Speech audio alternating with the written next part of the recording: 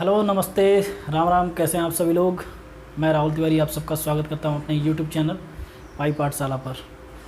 तो आज class 10th maths NCERT chapter number 1 real numbers exercise 1.2 का सॉल्यूशन देखेंगे, हल देखेंगे, प्रश्नावली 1.2 का। ठीक है, तो क्वेश्चन नंबर फर्स्ट से शुरू करते हैं। क्या है question number first? Question number first, express each number as a product of its prime factors. मतलब जितने भी नंबर्स हैं उन सबको उनके प्राइम फैक्टर्स के फॉर्म में दिखाना है। पहला क्वेश्चन शुरू करते हैं।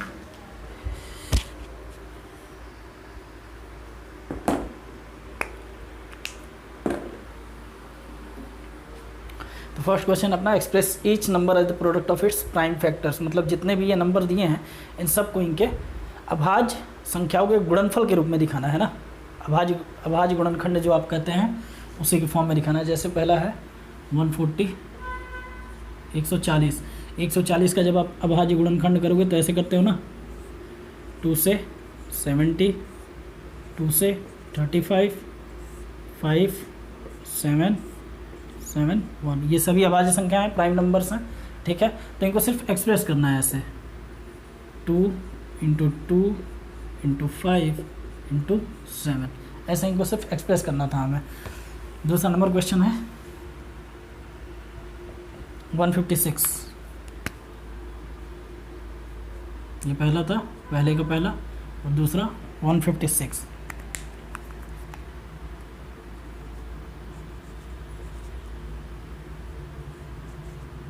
ठीक है, तो 156 का अगर आप फैक्टराइजेशन करोगे 2 से 7, 8, 2 से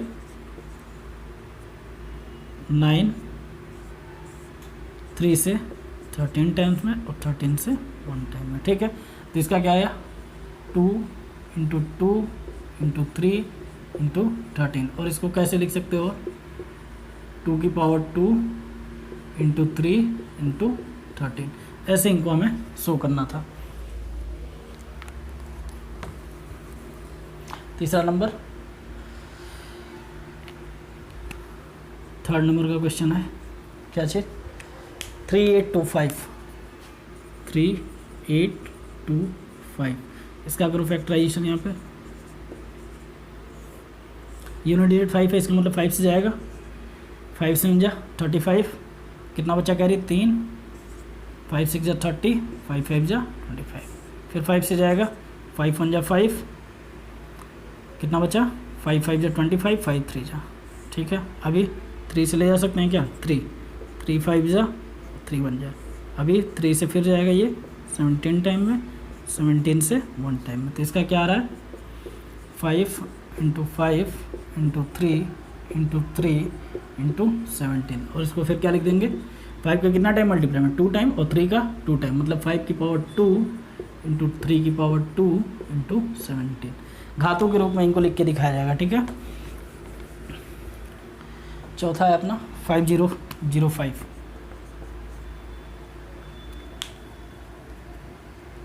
5005 इसका फैक्टराइजेशन कर लेते हैं। यहाँ पे 5 टाइम में, 5 1 5, 0 0 1। 11 टाइम में, 11 9 जा 99, 11 जा 1। अब 7 टाइम में और फिर 30। ठीक है, तो ये हो गया 5 × 7 × 11 × 13। ये हो गया 5005 का। ठीक है, अब कौन सा है, पाँचवा नंबर क्वेश्चन है। पाँचवा नंबर क्या है, पाँचवा नंबर है 7429। 7429 इसका फैक्टराइजेशन यहाँ कर लेते हैं। 7429 किससे जाएगा ये, पहले 17 से, कितनी बार में, 17 4 जा 68, 68 17 3 जा 51 और 17 से 1 जा। ठीक है, ठीक है, अब कितने टाइम में जाएगा, 19 टाइम में, 19 2 जा 19 3 जा 23 से 1 टाइम में। ठीक है, तो इसका कितना आया, 17 × 19 × 23। तो फर्स्ट क्वेश्चन को सिर्फ यही करना था, हम इनके अभाज्य गुणनखंडों के गुणनफलों के रूप में दिखा देना था। ठीक है, अब सेकंड नंबर क्वेश्चन देखते हैं। सेकंड नंबर का क्वेश्चन है find LCM and HCF of the following pairs of integers and verify that LCM into HCF equal to product of the two numbers. मतलब कुछ नंबर दिए हुए हैं, इनका हमें लसा और मसा दोनों ज्ञात करना है, एलसीएम और एचसीएफ, और उसके बाद इसको वेरीफाई भी करना है। ठीक है, जो आपको रिलेशन बताया था LCM into HCF equal to product of two numbers, मतलब लसा गुणे मसा बराबर दो संख्याओं का गुणनफल। तो देखते हैं फर्स्ट नंबर का क्या है, 26 एंड 91, 26 एंड 91। तो इसका पहले एलसीएम एचसीएफ निकालने के लिए क्या करेंगे, इसका पहले प्राइम फैक्टराइजेशन करेंगे, अभाज्य गुणनखंड करेंगे। ठीक है, तो 26 का क्या हो जाएगा 2 × 13 और 91 का 7 × 13 होगा। तो इनका एचसीएफ क्या होगा, जो कॉमन हो तो 13। ठीक है, और सबसे पावर भी सबसे कम हो। एलसीएम क्या होगा, कॉमन टर्म को एक बार, मतलब 13 को एक बार, और जो भी है उसमें उन सबको। तो कितना हो जाएगा 13 × 2 = 26 और 26 186, इतना ही सारा आएगा। 26 × 7 7 × 14 7 × 42। ठीक है,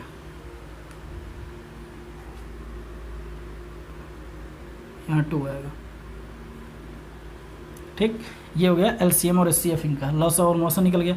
अब वेरीफाई भी करना है रिलेशन किस में, LCM into HCF equal to first number into second number. ठीक है, एलसीएम कितना आया है 182 इंटू एचसीएफ 13।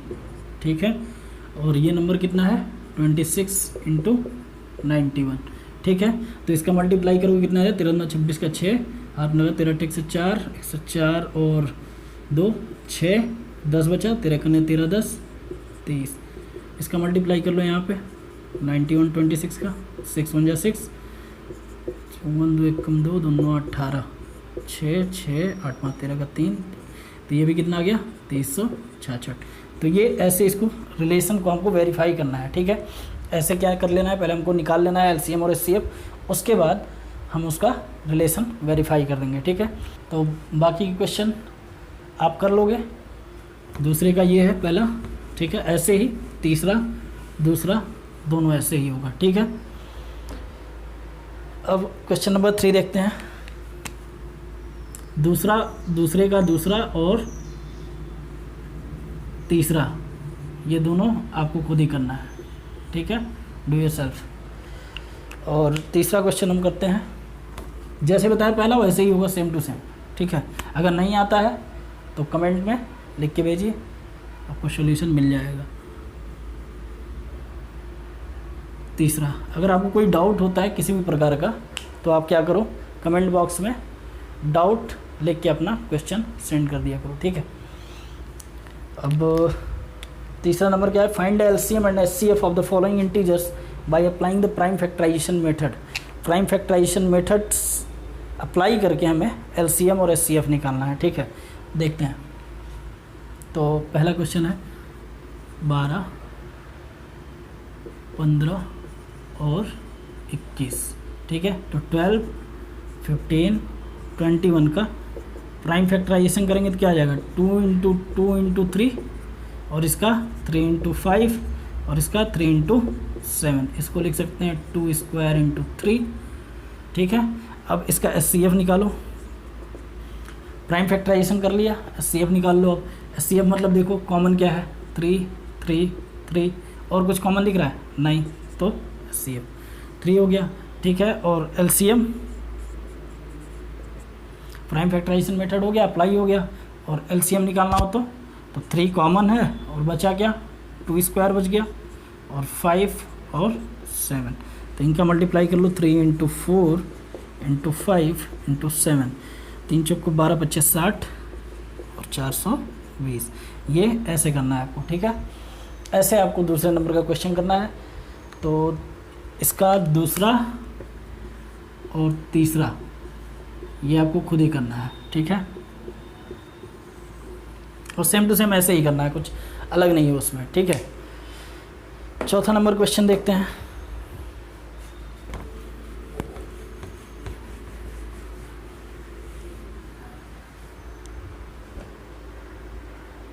4 नंबर का क्वेश्चन है गिवन दैट SCF ऑफ 306, तीसरा है चौथा क्या दे रहा है, SCF ऑफ 306 एंड 57 और 657 है, ठीक है, इक्वल टू 9। इनका SCF दिया है, इन दोनों संख्याओं का मौसा दिया है 9, और क्या दे रखा है आपको, फाइंड LCM इनका आपको निकालना है, 306 और 657 का LCM फाइंड करना है, मतलब लॉसा निकालना है, ठीक है। तो अभी हमने रिलेशन हमने देखा है क्या चीज़, LCM into SCF equal to first number into second number, मतलब लॉसा गुड़े मौसा बराबर प्रथम संख्या गुड़े दूसरी संख्या या द्वितीय संख्या, है ना। तो लॉसा कितना दिया, लॉसा नहीं मालूम है मैं, तो LCM ही लिख लेते हैं इसको, या लॉसा ही लिख लो।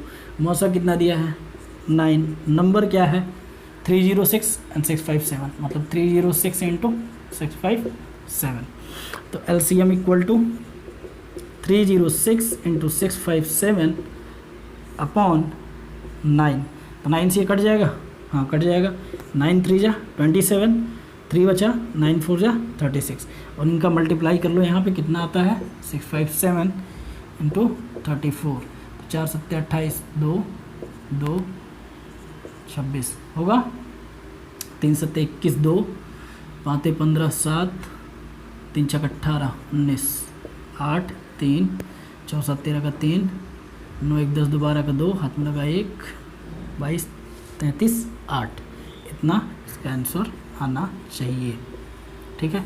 मल्टीप्लिकेशन देख लेना, अगर गलती हो तो उसको सही कर लेना, ठीक है ना।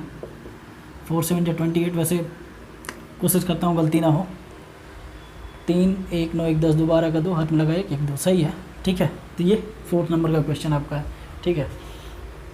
तो 5th नंबर का क्वेश्चन अपना क्या बोल रहा है, चेक वेदर 6 की power n can and with the digit 0 for any natural number n, मतलब आपको चेक करना है कि 6 की पावर n है, मतलब 6 की घात n है, क्या इसका n की वैल्यू कुछ भी रखते जाएं, 1 2 3 4, कोई भी नेचुरल नंबर के, कोई भी प्राकृतिक संख्या रखें, तो क्या ये इसका जो यूनिट डिजिट आएगा वो 0 आ सकता है कि नहीं, ये आपको चेक करना है। तो देखो ज़रा, अगर मैं लिखूँ 23 इंटू 10, तो या फिर कोई भी नंबर लिख लो रैंडमली, कोई भी नंबर, 60 लिख लिया, 70 लिख लिया, जिसका यूनिट डिजिट 0 हो, माने इकाई का अंक क्या हो 0 हो, ठीक है।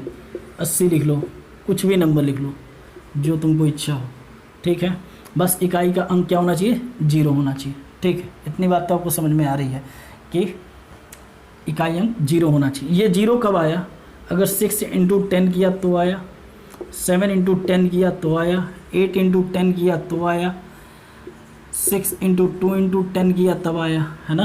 तो इनका फैक्टराइजेशन अगर किया जाए बढ़िया से, प्राइम फैक्टराइजेशन किया जाए, 2 इंटू 3 इंटू 2 इंटू 5 इसका होगा, इसका 7 इंटू 2 इंटू 5 होगा, है ना, और इसका 2 इंटू 2 इंटू 2 इंटू 2 इंटू 5, इस चीज़ का क्या होगा 2 इंटू 3 इंटू 2 इंटू 2 इंटू 5। देख लो, समझो बात को। अब 6 का जो प्राइम फैक्टराइजेशन होता है वो क्या होता है 2 इंटू 3, मतलब जितने भी ये नंबर है सबके इकाई अंक पे यूनिट डिजिट 0 है, और 0 कब आ रहा है, जब हम 10 से मल्टीप्लाई करें, है ना। 10 से मल्टीप्लाई करने का मतलब कि इन सभी नंबर्स में, देखो ज़रा ध्यान से, इसका फैक्टराइजेशन यही है ना, इसमें 2 इंटू 5 है, इसमें भी 2 इंटू 5 है, इसमें भी 2 इंटू 5 है, इसमें भी 2 इंटू 5 है।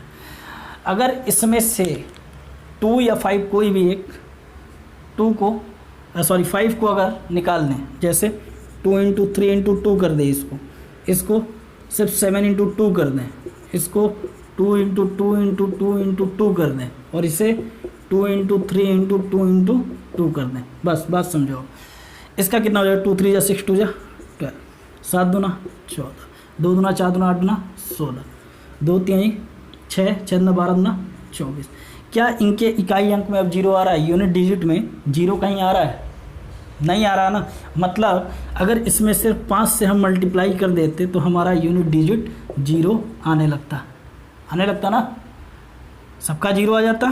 5 से अगर मल्टीप्लाई कर दिया जाए, 5 से गुणा कर दिया जाए तो 12 25 60, 70 80, 24 25 120, सबका इकाई अंक जीरो आ गया कि नहीं आ गया? आ गया ना। अच्छा, अब 6 का हम कुछ भी पावर कर दें, n की जगह 5 रख लो, कुछ भी रख लो, तो इसका मतलब क्या हो गया कि 2 × 3 की पावर 5 का मतलब 2 की पावर 5 × 3 की पावर 5, मतलब 2 का 5 टाइम मल्टीप्लाई और 3 का 5 टाइम मल्टीप्लाई, यही हुआ ना इसका मतलब। और जब मल्टीप्लाई करेंगे क्या आ जाएगा? 2 2 जा 4 2 जा 8 2 जा 16 2 जा 32 इंटू 3 3 29 27 3 81 3 243। अब इसका अगर सिर्फ हमें क्या देखना है? यूनिट डिजिट, मतलब इकाई अंक देखना है। 3 दूना 6, इसका इकाई अंक तो 6 आ रहा है। जीरो कब आ जाता? अगर इसमें कहीं 5 भी होता।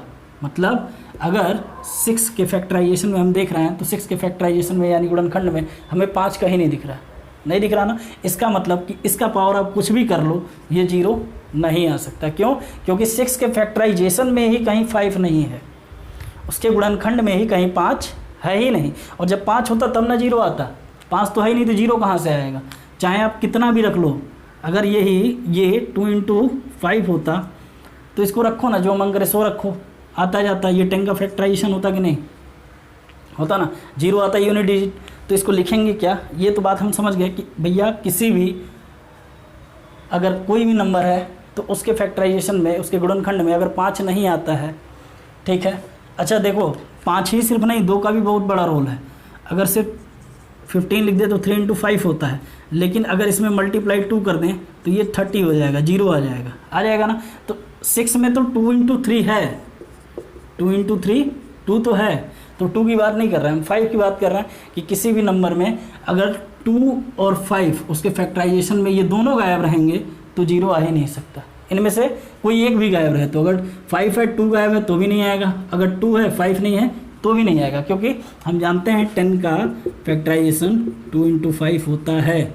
और किसी भी नंबर में 10 से मल्टीप्लाई करेंगे तो उसका यूनिट डिजिट इकाई अंक जीरो आएगा। तो इसको लिखोगे क्या ये चीज़? तो यहाँ पे लिख देता हूँ मैं,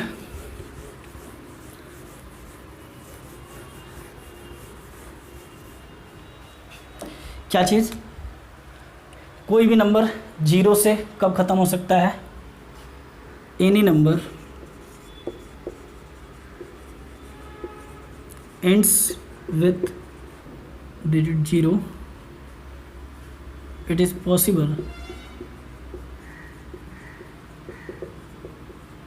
only if 2 and 5 both present in the prime factorization of the number.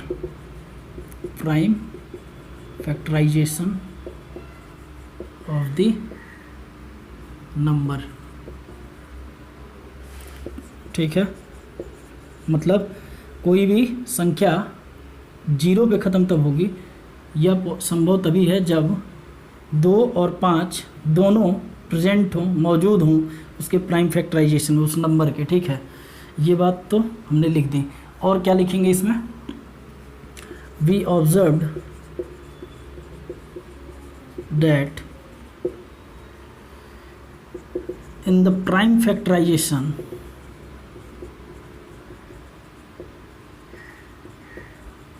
of 6 power n, that is 2 × 3 की power m, 5 is not in the prime factorization. In the prime factorization, hence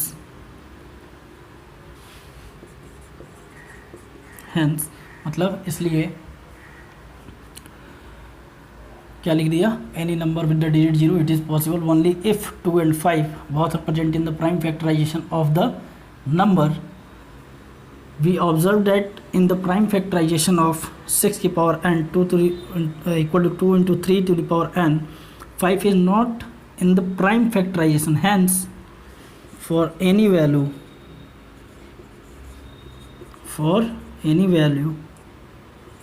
of n, 6 की power n will not be ends with digit 0. ठीक है, ये चीज़ हम लिख देंगे. ये question समझ गए आप. और फिर इसको ये पूरी कहानी आपको लिखनी पड़ेगी कि भाई कोई भी नंबर है वो 0 पे तभी ख़त्म हो सकता है या संभव तभी है जब 2 और 5 दोनों मौजूद हों उसके अभाज्य गुणनखंड में. और हमने देखा है कि 6 की पावर n के प्राइम फैक्टराइजेशन में अभाज्य गुणनखंड में 5 कहीं मौजूद नहीं है.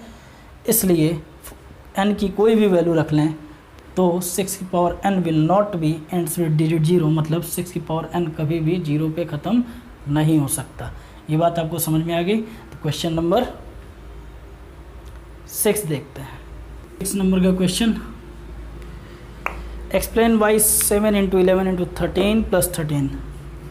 7 into 11 into 13 plus 13 and 7 into 6 into 5 into 4 into 3 into 2 into 1 plus 5 are composite numbers. मतलब ये जो संख्याएं दी हैं हमें बताना है कि ये कंपोजिट नंबर क्यों हैं, भाज्य संख्याएं क्यों हैं. तो इसको देखो ज़रा, इस नंबर को 7 into 11 into 13 plus 13. Composite number क्या होता है? वो नंबर, वो संख्या जो अपने आप और एक के अलावा और भी किसी नंबर से डिविजिबल हो, किसी भी एक नंबर से. ठीक है, मतलब मोर देन 2 फैक्टर्स हों उसके. तो यहाँ पे देखो 13 कॉमन हो सकता है. 7 इंटू 11 प्लस 1, यहाँ 1 आ जाएगा. 13 कॉमन हो गया तो 13, 11 7 77 प्लस 1 यानी 13 इंटू 78. अब इनको मल्टीप्लाई करेंगे तो कोई नंबर मिलेगा ना. तो मल्टीप्लाई कर लो.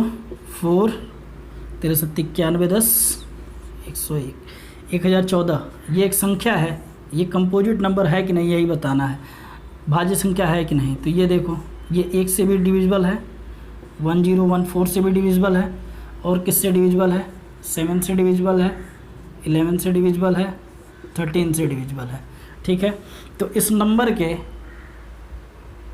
फैक्टर्स कितने मिल गए? 1 2 3 4 5. मतलब ये कंपोजिट. दूसरा नंबर क्वेश्चन देखिए इसी में, इसी का. अब ये नंबर है तो इसमें भी आप 5 कॉमन ले सकते हो, बिल्कुल. तो देखो आप यहाँ ध्यान से देख लो, आप यहीं पे समझ लो इस चीज़ को. आप एक चीज़ देखो कि इसके फैक्टराइजेशन में क्या क्या नंबर आ रहा है.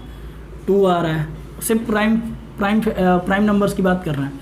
2 आ रहा है, 3 है, 5 है, 7 है. ये 4 नंबर आ गए ना प्राइम फैक्टराइजेशन में. ये नंबर आ रहा है ना, इसका मतलब ये जो भी नंबर आएगा देख लो क्या आएगा. 5 कॉमन ले लो तो 7 into 6 plus 4 into 3 into 2 into 1 plus 1 5045. इतना ये आ जाना चाहिए. ठीक है, तो ये नंबर वैसे भी 2 से 3 से 5 से 7 से डिविजिबल है, इसलिए ये कंपोजिट नंबर है. ठीक है, गलती हो जाती है, सबसे होती है यार, तुमसे भी होती है, हमसे भी होती है. There is a circular path around a sports field. एक कोई खेल का मैदान है और उसके चारों तरफ एक गोल रास्ता है ना. इस तरह से एक रास्ता बना हुआ है, एक ग्राउंड है, क्रिकेट का मैदान है, उसमें चारों तरफ एक रास्ता बना है. जैसे देखते हो ना बाउंड्री 4, वैसा ही एक रास्ता है. ठीक है, Sonia takes 18 minutes to drive 1 round of the field. Sonia क्या करती है, मान लीजिए कोई जगह है यहाँ से ए से, सोनिया जब चलती है तो इस ग्राउंड का एक चक्कर कितने देर में लगा लेती है? 18 मिनट्स में, 18 मिनट में. ठीक है, और वाइल जबकि Ravi takes 12 minutes for the same. Ravi इससे तेज निकला. रवि क्या कर रहा है, इसी रास्ते को 12 मिनट में घूम ले रहा है.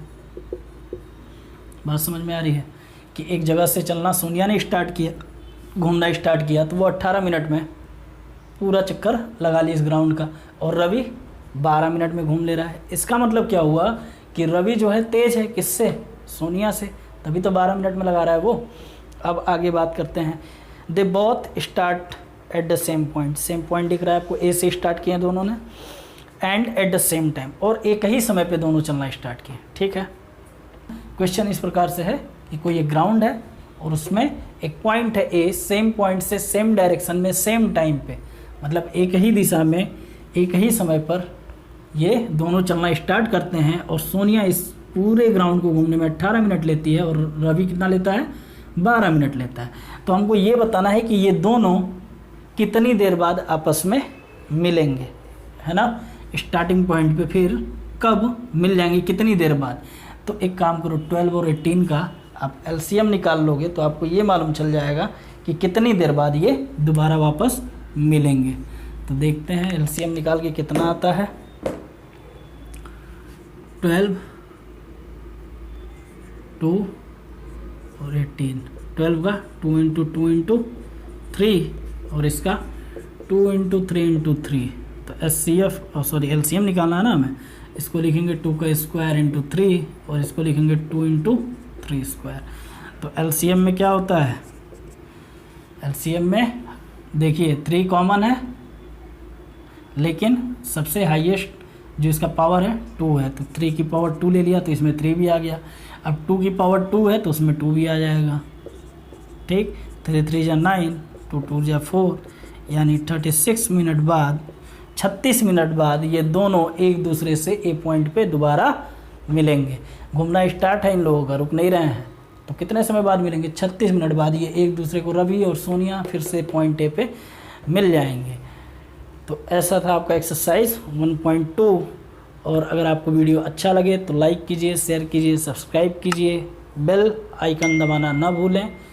अगर भूल जाएंगे तो नोटिफिकेशन नहीं मिलेगी, नोटिफिकेशन नहीं मिलेगी तो पढ़ नहीं पाओगे, इसलिए बेल आइकन ज़रूर प्रेस करना और आपको नोटिफिकेशन मिलती रहे, आप पढ़ते रहें।